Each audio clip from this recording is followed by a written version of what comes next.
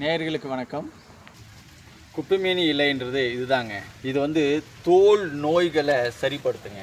இதனுடைய இலைகள் கொஞ்சம் பறித்து எடுத்து அதோட மஞ்சள் ஒரு சிட்டிகை வச்சு அரைச்சி தோல் மேலே நமக்கு வந்து பார்த்திங்கன்னா தோல் தடிமன், ஸ்கின்ல ஏதாவது அரிப்பு ஏதாவது இருந்ததுன்னா இதை நம்ம அப்ளை பண்ணும்போது இது சரிப்படுத்தும் அப்படிங்கிறத கூட பார்க்குறோம் நேயர்களே. ரெண்டாவதாக பார்க்குறோம் முகப்பொருட்களை வந்து இது சரிப்படுத்தும் அப்படிங்கிறத கூட பார்க்குறோம். இப்போ ஒரு சிலருக்கு அம்மை வந்து அந்த அம்மை தழும்புகள் இருக்கும். அந்த அம்மை தழும்புகள் மேலே இதில் கொஞ்சம் நல்லெண்ணெய் விட்டு இந்த இலைகளை நல்லா அரைச்சி அது மேலே போட்டுட்டு வரும்போது அந்த அம்மை தழும்புகள் நீங்கும் அப்படின்றத கூட பார்க்குறோம்.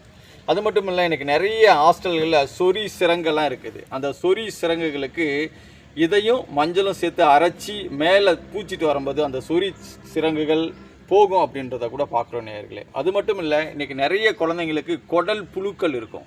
அந்த குடல் புழுக்கள் நீங்கணும்னா இதை சின்ன வெங்காயம் சேர்த்து சமைச்சு சாப்பிட்டு வரும்போது குடல் புழுக்கள் நீங்குன்றதை கூட பார்க்குறோம். பல்வலி பழு சொத்தைகள் இருக்கும். அந்த பல்வலி பழு சொத்தைகளுக்கு இந்த இலைகளோட நம்ம 2 கல் உப்பு சேர்த்து நிமிட்டி அதை வச்சுட்டு வரும்போது அதில் இருக்கிற அந்த புழுக்கள் சாகும் அப்படின்றத கூட பார்க்குறோம்.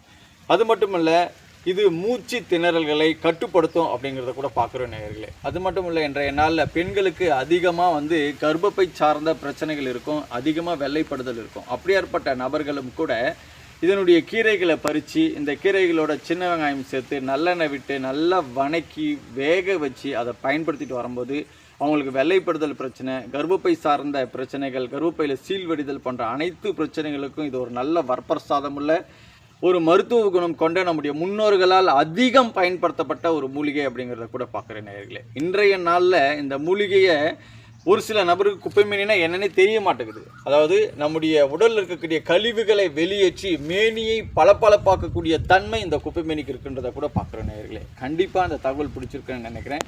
நீங்கள் மட்டும் பயன்பெறாமல் அநேகர் பயன்படும்படியாக இந்த வீடியோக்களை ஷேர் பண்ணுங்கள். நல்லதை பகிர்ந்து நலமுடன் வாழ்வோம்.